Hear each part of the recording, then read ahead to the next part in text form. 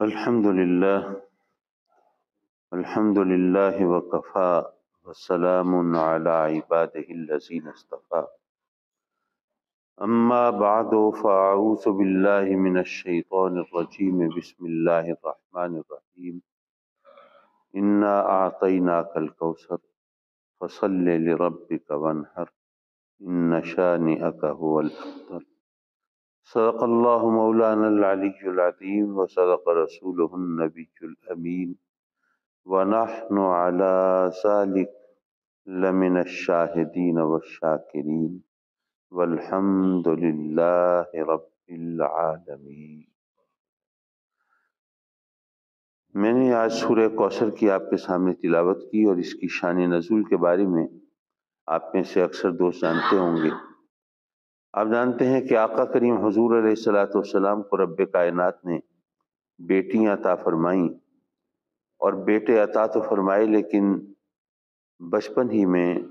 اور شیر خارگی کے عالم میں وہ واپس لے لیے۔ اس پر علماء نے بہت کلام کیا کہ اس کا سبب کیا تھا، وجوہ کیا تھی۔ ایک واضح وجہ جو بیان کی جاتی ہے وہ یہ کہ اللہ کے بہت سے نبی ایسے ہیں جن کو اللہ نے نبوت عطا فرمائی اور ساتھ ہی ان کے بیٹوں کو بھی نبوت عطا فرمائی۔ جیسے آپ جانتے ہیں کہ سیدنا حود علیہ السلام اگر اللہ کے نبی ہیں تو آپ کے فرزند سیدنا سلیمان علیہ السلام وہ بھی اللہ کے نبی ہیں۔ حضرت ابراہیم علیہ السلام اللہ کے نبی ہیں تو آپ کے دو بیٹے سیدنا اسماعیل علیہ السلام، اسحاق علیہ السلام دونوں اللہ کے نبی ہیں، اور سیدنا اسحاق علیہ السلام خود نبی ہیں اور ان کے فرزند سیدنا یعقوب علیہ السلام وہ بھی نبی، اور یعقوب علیہ السلام کے فرزند سیدنا یوسف علیہ السلام وہ بھی نبی۔ تو ایسی کئی ایک مثالیں ہیں کہ اللہ کے نبی ان کے اولاد بھی نبی ہے، لیکن چونکہ آقا کریم حضور علیہ الصلوۃ والسلام اللہ کے آخری نبی ہیں اور آپ کے بعد یہ نبوت کا دروازہ بند ہو گیا، کسی اور نبی نے نہیں آنا، تو اگر آقا کریم صلی اللہ علیہ وسلم کے فرزند ہوتے اور جوانی کی عمر تک پہنچتے تو ممکن ہے کہ کسی کے ذہن میں یہ خلش ہوتی، یہ کسک، یہ سوال پیدا ہوتا کہ باقی انبیاء کو تو یہ فضیلت ملی، یہ عزت، یہ عظمت ملی کہ خود ان کو نبوت ملی اور ان کے بیٹوں کو بھی نبوت ملی، لیکن آقا کریم صلی اللہ علیہ وسلم کے بیٹوں کو تو اللہ نے نبوت نہیں عطا فرمائی۔ تو رب کائنات نے گویا اپنے محبوب علیہ الصلوۃ والسلام کو ہر قسم کی شک اور شبے سے اور آقا کریم کو ہر تنقید اور تبصرے سے بچایا اور بیٹے عطا فرما کے وہ واپس لے لیے اور بیٹیاں عطا فرمائیں۔ اور اس میں ایک حکمت یہ بھی تھی کہ وہ ماحول ایسا تھا کہ جس ماحول میں بیٹی کا باپ ہونا لوگوں کے لیے باعث شرم سمجھا جاتا تھا، اور لوگ اس بات کو گوارا نہیں کرتے تھے اور سوچتے تھے کہ بیٹیاں پیدا ہوں تو ان کو پیدا ہوتے ہی مار دیا جائے، اور بسا اوقات یہ بھی ہوتا تھا کہ زندہ ان کو زمین میں گاڑ دیا جاتا تھا۔ بلکہ وہ واقعہ بھی آپ نے سنا ہوگا کہ ایک بار آقا کریم صلی اللہ علیہ وسلم اپنے صحابہ کرام کے ساتھ بیٹھے ہیں، اور اسلام سے پہلے کا جو دور ہے اور اس وقت جو ان کا مزاج ہے اور جو عادتیں ہیں ان پر کلام ہو رہا ہے، تو آقا کریم صلی اللہ علیہ وسلم نے بتایا کہ بھئی اسلام نے کس طرح اللہ کی رحمت کو اس کے بندوں تک پہنچایا ہے، اور جو خاص طور پر جو بچیاں اور خواتین وہ کس طرح ظلم کا، ستم کا شکار ہوتی تھیں، اور ان کو رب کائنات نے اپنی نعمتوں اور رحمتوں سے نوازا ہے اور وراثت میں بھی ان کو حصہ دیا ہے۔ تو اس وقت ایک صحابی اپنا واقعہ بیان کر رہے ہیں کہ آقا میں سفر پہ جا رہا تھا اور میری بیوی امید سے تھی اور میری غیر موجودگی میں بچے کی ولادت متوقع تھی، تو میں نے اس کو کہا کہ بھئی میری غیر موجودگی میں اگر بچہ پیدا ہو تو ظاہر ہے اس کی پرورش کرنا، اس کی دیکھ بھال کرنا، اس کی نگہداشت کرنا، لیکن اگر بیٹی پیدا ہو تو اس کو مار دینا، اس کو ختم کر دینا اور مجھے بیٹی کا باپ کہلانے کی ذلت سے بچا لینا۔ اب میں چلا گیا، میری غیر موجودگی میں میرے ہاں بیٹی پیدا ہوئی، اور میری بیوی جو ہے اس کی مامتا اور اس کی محبت اور شفقت اس پر غالب آئی، اور اس نے اس بچی کو مارا نہیں بلکہ اس کو پروان چڑھایا، اس کو پال لیا۔ اب میرے آنے تک وہ بچی چلنے پھرنے کے قابل ہو گئی تھی۔ ظاہر ہے پرانے زمانے میں سفر طویل ہوتے تھے اور وہ اس وقت یہ جہازوں اور اس قسم کی تیز رفتار سواریوں کا تو تصور نہیں تھا۔ تو صحابی کہتے ہیں کہ آقا جب میں آیا تو بچی جو ہے وہ چلنے پھرنے لگی تھی، کچھ بولنے لگی تھی۔ اب مجھے دیکھا اس نے تو اس کو بتایا کہ میں اس کا باپ ہوں، تو وہ مجھ سے بھی مانوس ہونے لگی اور مجھ سے پیار کرنے لگی۔ اب میں اس فکر میں تھا کہ بچی جو ہے، اب میں نے بیوی کو تو کچھ نہیں کہا کہ بھئی چلیے وہ اس کو دکھ نہ پہنچاؤں، لیکن میں اس فکر میں تھا وہ بچی مجھے کہیں اکیلی ملے اور میں اس سے جان چھڑا لوں اور اس کو مار دوں۔ اور میری بیوی بھی جانتی تھی کہ میری نیت کیا ہوگی، میرا ارادہ کیا ہوگا، تو بچی کو علیحدہ میرے ساتھ بھیجتی نہیں تھی۔ اب میں اسی موقع کی طاق میں رہا۔ ایک دن ایسا ہوا کہ وہ بچی چونکہ مجھ سے مانوس تھی، میں گھر سے نکلا اور میرے ساتھ چل پڑی۔ میری بیوی کی توجہ کہیں اور تھی، اس نے دیکھا نہیں۔ میں جب گھر سے نکلا تو میں نے سوچا کہ یہ موقع تو بڑا اچھا ہے، میں ذرا گھر سے زیادہ باہر چلا گیا اور وہاں پر جا کر میں نے اس بچی کے لیے قبر کھودنا شروع کی۔ اب بچی کو تو نہیں پتا کہ میں کیا کر رہا ہوں، وہ وہاں پہ بیٹھی اپنی طوطی زبان میں مجھ سے باتیں کر رہی ہے اور مجھے پکار رہی ہے اور بابا بابا کہہ کے، اور میری شفقت کو وہ اپنی طرف کھینچ رہی ہے۔ اور میں نے جب قبر کھود کے اور اس کو مار کے اور اس کے اندر دفنانا چاہا، تو اب میں اس کو مار رہا ہوں، اس کو زخم لگا رہا ہوں، اس کو تکلیف پہنچا رہا ہوں، اسے قبر میں لٹانا چاہ رہا ہوں، اور اس عالم میں بھی وہ مجھے کو پکار رہی ہے اور مجھ سے ہی سوال کر رہی ہے کہ بابا آپ کیا کر رہے ہیں میرے ساتھ۔ لیکن میرا دل تو وہ پتھر بن چکا تھا اور میں نے اس کی کوئی بات نہیں سنی اور اس کو مار کے وہاں دفنا دیا۔ اور آج تک میرے کانوں میں اس کی وہ چیخو پکار، اس کی آوازیں اور اس کا مجھے پکارنا اور اس کا بلانا وہ گونجتا ہے۔ تو جب وہ یہ صحابی یہ بات سنا رہے تھے اور یہ واقعہ بتا رہے تھے، تو اس وقت ان کی آنکھوں سے بھی آنسو روا تھے، اور میرے آقا کریم صلی اللہ علیہ وسلم اور باقی صحابی جو سن رہے تھے وہ بھی اشک بار تھے۔ کہنے کا مطلب یہ کہ اس وقت تو ایسا ماحول تھا، ایسے ماحول میں آقا کریم صلی اللہ علیہ وسلم کو رب کائنات نے بیٹیاں عطا فرما کے گویا یہ فرمایا کہ اے محبوب، اگر تو زمانی کلامی لوگوں کو کہے گا کہ بیٹیوں سے بھی محبت کرو، ان سے بھی شفقت کرو، ان کی پرورش کیا کرو، ان کو مارا نہیں کرو، تو ممکن ہے کہ کوئی کہے کہ جی اپنے تو بیٹے ہیں نا یا بیٹیاں نہیں ہیں، تو اب نصیحتیں کرنا بڑا آسان ہوتا ہے، اپنی بیٹیاں ہوتی تو ہم دیکھتے کہ پھر کس طرح یہ اس بوجھ کو اٹھاتے اور اس ذلت کو کس طرح گوارا کرتے۔ تو اے محبوب، میں تجھے بیٹیاں عطا فرما رہا ہوں تاکہ ان پر اپنی محبت و شفقت کی انتہا کر کے دکھا دے اور بتا دے کہ تو جو کچھ حکم دیتا ہے پہلے اس پر عمل کر کے دکھاتا ہے۔ بہرحال جو بھی اسباب اور جو بھی وجوہ تھی وہ تو اب اللہ اپنی حکمتیں بہتر جانتا ہے۔ تو آقا کریم صلی اللہ علیہ وسلم کی صاحبزادیاں ہیں اور بیٹے دے کے اللہ نے واپس لے لیے۔ اب کافر جو ہیں وہ تو اس طاق میں رہتے تھے، اس فکر میں رہتے تھے کہ کسی طرح آقا کریم صلی اللہ علیہ وسلم کی شان میں کوئی گستاخی کر سکیں، آپ کو کوئی الزام دھر سکیں، کوئی بہتان دے سکیں اور آپ کی شان میں تنقیص کا کوئی نہ کوئی موقع تلاش کر سکیں، لیکن ان کو کبھی کوئی ایسا موقع ملتا نہیں تھا۔ لیکن اب یہ جو بات آئی کہ آپ کی صاحبزادیاں ہیں اور بیٹے نہیں ہیں، تو یہ بات ان کے لیے وہ ان کی دانش میں بڑی ایسی بات ہوئی کہ جس سے وہ موقع سے فائدہ اٹھا سکتے تھے، اور انہوں نے آقا کریم صلی اللہ علیہ وسلم پر تانا زنی شروع کی، آوازیں کسنا شروع کی، باتیں بنانا شروع کی اور برے برے القاب دینا شروع کیے۔ اور عاص بن وائل، وہ کافروں کا وہاں قریش کا ایک بڑا سردار تھا جو اسلام دشمنی میں بہت پیش تھا اور آقا کریم صلی اللہ علیہ وسلم کو تکلیف اور ایذا پہنچانے میں بھی سب سے آگے رہتا تھا، تو اس نے معاذ اللہ آقا کریم صلی اللہ علیہ وسلم پر پھپتی کسی، آوازہ کسا، آپ کو تانا دیا اور آپ کو ابتر کہا۔ ابتر کا مطلب کیا ہے؟ ویسے تو اس کا مطلب ہے کہ وہ جانور جس کی دم کٹی ہوئی ہو، لیکن محاورے کے طور پر یہ استعمال کیا جاتا تھا اس شخص کے لیے جس کی نسل آگے نہ چلے۔ نسل بیٹے سے چلتی ہے، تو جس کا بیٹا آگے نہ ہو تو وہ اس کے بارے میں کہا جاتا تھا یہ ابتر ہے، اس کی نسل نہیں چلے گی، اس کا نام و نشان ختم ہو جائے گا، یہ دنیا سے رخصت ہو جائے گا، پھر اس کا نام لینے والا کون ہوگا؟ نسل چلتی ہے بیٹے سے، جب بیٹا نہیں ہے تو بات یہیں ختم ہو جائے گی۔ تو اس نے معاذ اللہ آقا کریم صلی اللہ علیہ وسلم پر ابتر ہونے کا طعنہ کسا،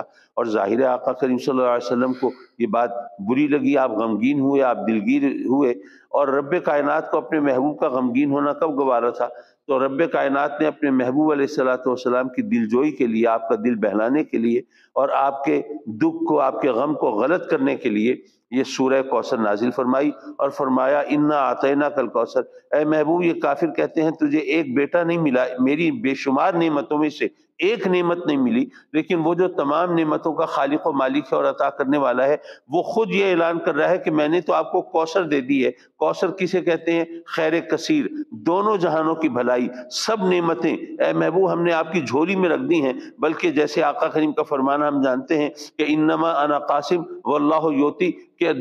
بے شک دینے والا تو اللہ ہے لیکن دلواتا تو اپنے محبوب علیہ الصلوۃ والسلام کے ہاتھوں سے ہے۔ تو اللہ نے گویا یہ فرمایا کہ اے محبوب، یہ ان کے تانے کو تو اپنے دل پہ کیوں لیتا ہے اور غمگین کیوں ہوتا ہے، دکھی کیوں ہوتا ہے؟ یہ کہتے ہیں تجھے ایک نعمت نہیں ملی، اور تمام نعمتوں کا خالق اور مالک وہ اعلان کر رہا ہے کہ میں نے تو ہر نعمت تیرے دامن میں رکھ دی ہے، بلکہ دوسروں کو بھی نعمت ملتی ہے تو تیرے ہاتھوں سے ملتی ہے اور تیرے صدقے میں ملتی ہے۔ اور فصل لربک وانحر، اب یہاں پہ انسان ذرا تھوڑا سا وہ تردد کا شکار ہوتا ہے کہ اگر دل جوئی کے لیے ہے، دل بہلانے کے لیے ہے، تو ایسے میں آدمی کا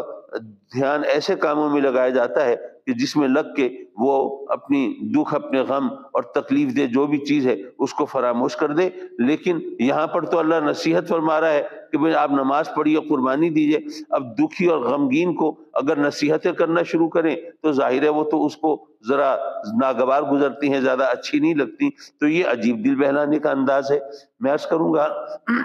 کہ اس کو اس انداز سے سمجھیے کہ رب کائنات گویا یہ فرماتا ہے اے محبوب، یہ کافروں نے تجھے ابتر ہونے کا طعنہ دیا اور تو غمگین ہوا، دکھی ہوا،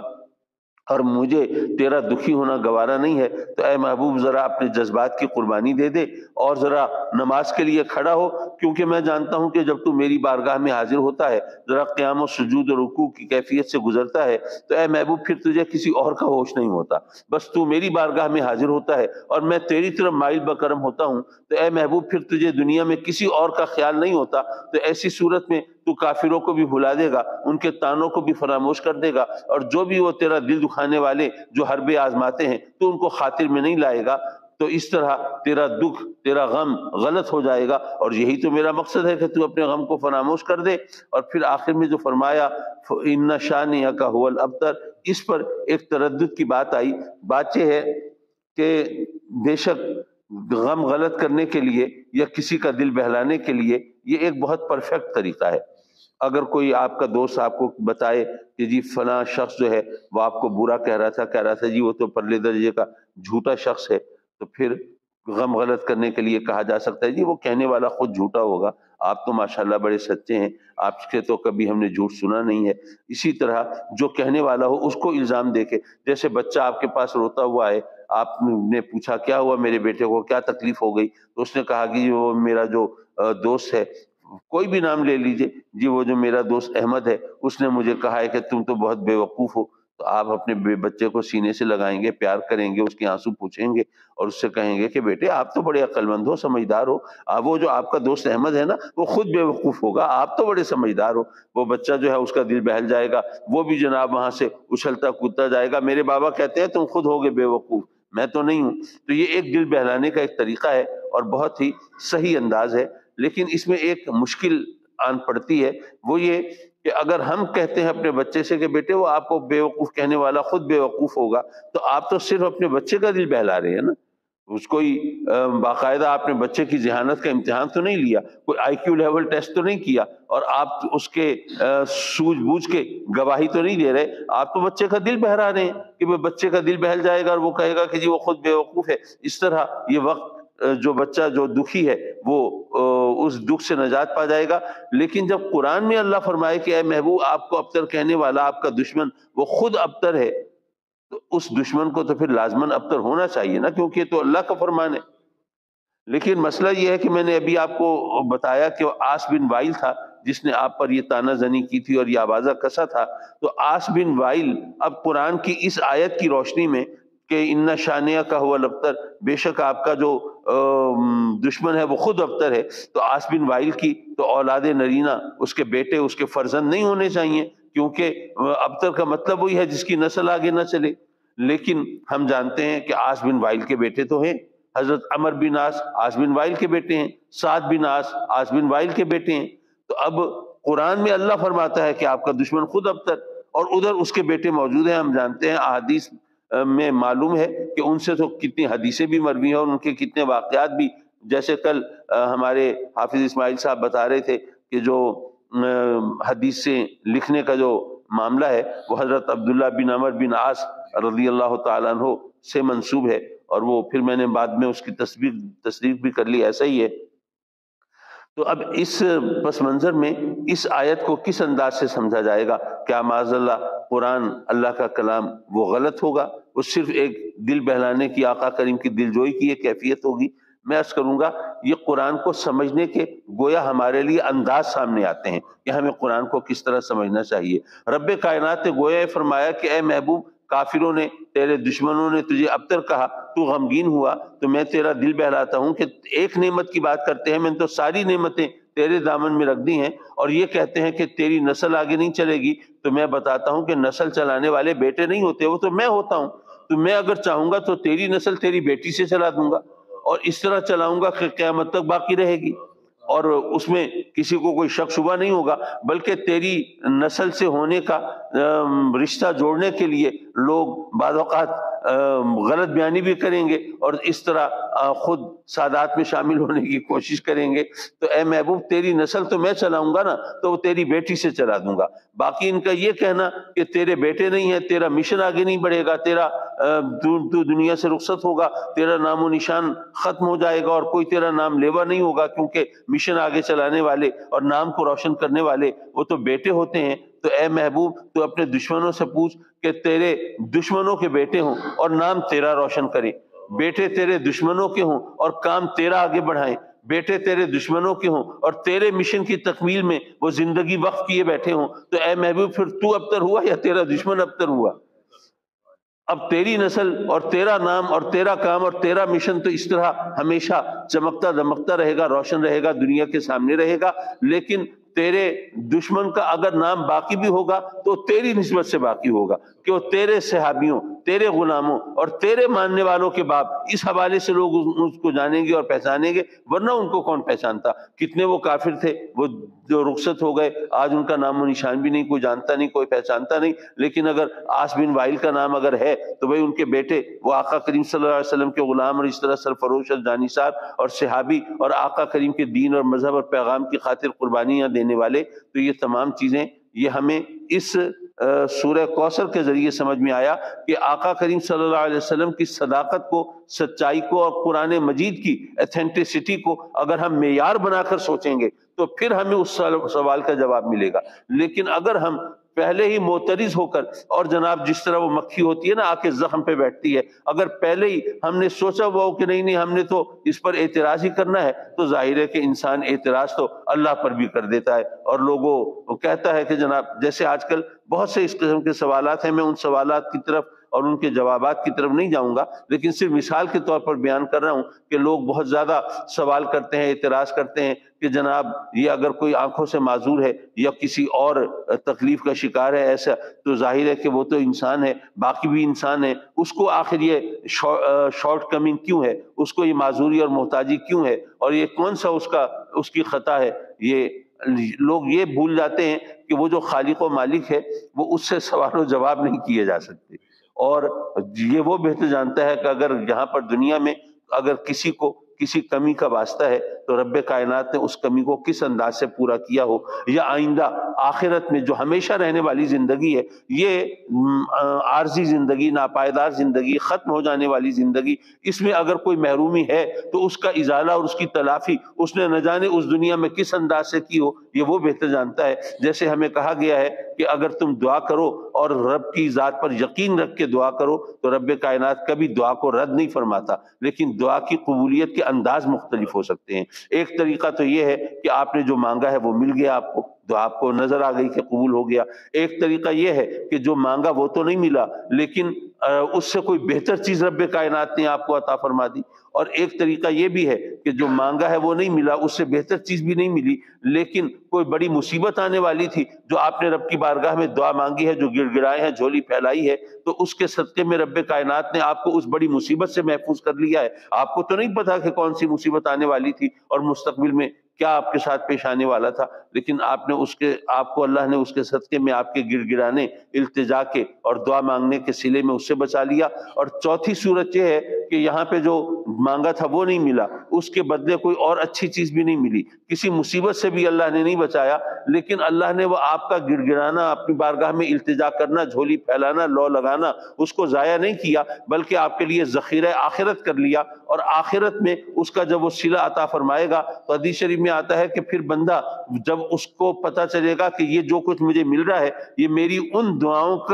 کا سبب ہے جو دنیا میں قبول نہیں ہوتی، تو پھر وہ کہے گا کہ مولا اگر مجھے پتہ ہوتا تو میں یہ التجا کرتا کہ دنیا میں میری کوئی بھی دعا قبول نہ ہو، جب یہاں ایسا سلسلہ مل رہا ہے تو دنیا میں جو مانگی گئی چیزیں ہیں ان کی اوقات اور حیثیت کیا ہے ان چیزوں کے مقابلے میں؟ تو یہ تمام چیزیں ہمیں بتائی گئی ہیں، لیکن بات ہے یقین کی۔ اگر یقین ہے تو پھر تو آدمی کے لیے راحت کے، سکون کے دروازے کھل جاتے ہیں، اللہ کی نعمتوں اور رحمتوں کے دروازے کھل جاتے ہیں، اور اگر آدمی شک اور یقین کی سرحدوں پر اندھا بھینسا کھیل رہا ہو تو پھر اس کو کچھ بھی نہیں ملتا۔ اللہم صلی علی سیدنا و مولانا محمد وعلی آل سیدنا و مولانا محمد وبارک وسلم وصلی علیہ۔ ربنا آتنا فی الدنیا حسنہ وفی الآخرۃ حسنہ وقنا عذاب النار۔ میرے مولا اپنے کرم سے، اپنے فضل سے اس ماہ مقدس کو ہمارے لیے شاہد خیر بنا، اس کی شفاعت کا ہمیں حقدار بنا، ہمیں اس کے احترام کی توفیق عطا فرما، ہمارے روزوں کو، ہماری نمازوں کو مقبول و منظور فرما، ہماری تلاوت کو، سماعت کو قرآن کی مقبول و منظور فرما۔ میرے مولا اپنے کرم سے بیماری آزاری سے بچا، میرے مولا شفائے کاملہ عاجلہ عطا فرما۔ بہت سے دوستوں نے دعاؤں کے لیے کہا ہے، مولا تو نہ جانے کس کی دعا اور کس کی آمین کے صدقے میں کس کے ساتھ اپنی رحمتوں کو متعلق فرما دے۔ مولا اپنے کرم سے جتنے دوستوں نے بھی دعاؤں کے لیے کہا، میں تو سب کو یاد بھی نہیں کر پاتا، پر تو سب کو جانتا ہے، سب کو سکھی صحت دے دے، شفائے کاملہ دے دے، تکالیف سے نجات دے دے۔ میرے مولا کچھ تیرے بندے وہ غربت کی چکی میں پس رہے ہیں اور ان کے لیے حالات بہت خراب ہیں، بعض سادگی میں آ کے کہتے ہیں کہ صحیح دعا کریں، بے برکتی ہے، آمدنی تو بہت ہے، برکت نہیں ہے، وہ مہنگائی کو بے برکتی سمجھ رہے ہیں۔ میرے مولا اس مہنگائی اور غربت کے جو برے اثرات ہیں ان سے بچا لے، اور اپنے سوا کسی کی محتاجی سے محفوظ فرما لے، اور روزی رزق کی تنگی مولا یہ بڑی ظالم چیز ہے، بسا اوقات بندے کو کفر تک لے جاتی ہے، رحم فرما میرے مولا اپنے کرم سے، اپنے حبیب کے صدقے میں ہمارے بچوں کو بھی میرے مولا خوش نصیب کر دے، ان کا مستقبل روشن فرما دے، انہوں نے جو مستقبل کے خواب دیکھے ہیں ان کی بڑی اچھی تعبیریں دکھا دے، اور ان بچوں کو ہمارے لیے عزت و راحت کا سامان بنا دے۔ میرے مولا اپنے کرم سے وہ تمام دوست جو اپنے بچوں بچیوں کے رشتوں کے بارے میں پریشان ہیں انہیں بھی اس فکر سے نجات عطا فرما دے۔ مولا یہ بوجھ بھی تو نے اپنے کرم سے ہمارے کندھوں پہ ڈالا ہے، تو اپنے فضل سے اس سے بہت خوبی سبکدوش کرا دے، کوئی قدردان لوگوں سے پالا ڈال دے۔ میرے مولا ہمیں ہمارے بچوں بچیوں کی بہاریں دیکھنا نصیب فرما، ہم سب کو نیکی کی توفیق عطا فرما، برائیوں سے نفرت دے دے، نیکیوں سے محبت دے دے، اپنے سجدوں کی لذت دے دے، اور اپنے فرامین کے مطابق زندگی گزارنے کے قابل بنا دے۔ آمین آمین آمین یا رب العالمین۔ وصلی اللہ تعالی علی خیر خلقہ ونور عرشہ محمد وآلہ وصحبہ اجمعین، آمین برحمتک یا ارحم الراحمین۔